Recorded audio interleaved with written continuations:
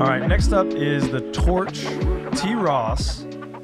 I gave T. Ross a C-, and that hurts my heart, Pish, because as we know from one of our first episodes, I was really high on Terrence this year.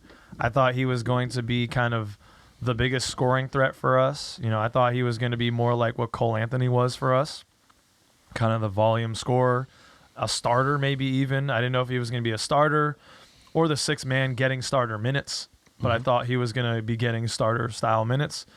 And, man, was I wrong. That was far from the truth. Didn't shoot well from beyond the arc at all this year. And, you know, just struggled to find any type of consistency. Yep.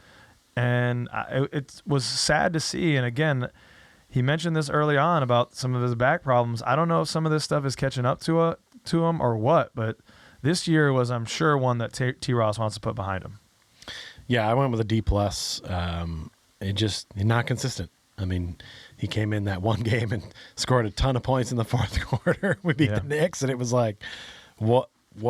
Like, he's clearly capable. He has the talent. He's been in the league a long time. He should have been one of our stars.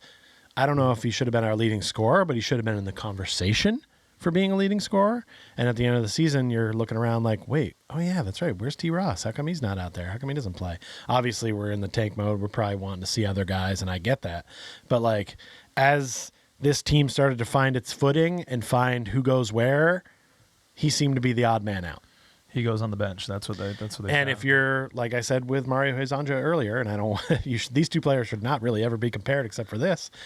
If you're good enough, and if your play is that good enough, they'll find a space for you. Yes. They'll find a way to wedge you in there. There's no reason he couldn't have been in the starting lineup. Anyone could. Yeah. But you have to play to get there. And his play didn't get him to where I think a lot of them thought or hoped he could be.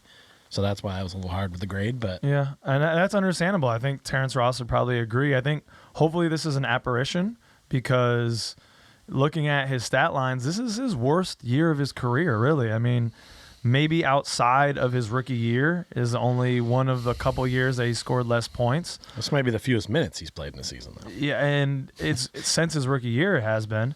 And it's by far his worst shooting three-point span of his career, year of his career, shooting under 30%, 29% from three-point this year, which is just... That's when you make your money as a three-point shooter, essentially, in the NBA. And your nickname's the Torch. Yeah, that's not good. So hope Terrence Ross bounces back next year and has another good season. Agreed.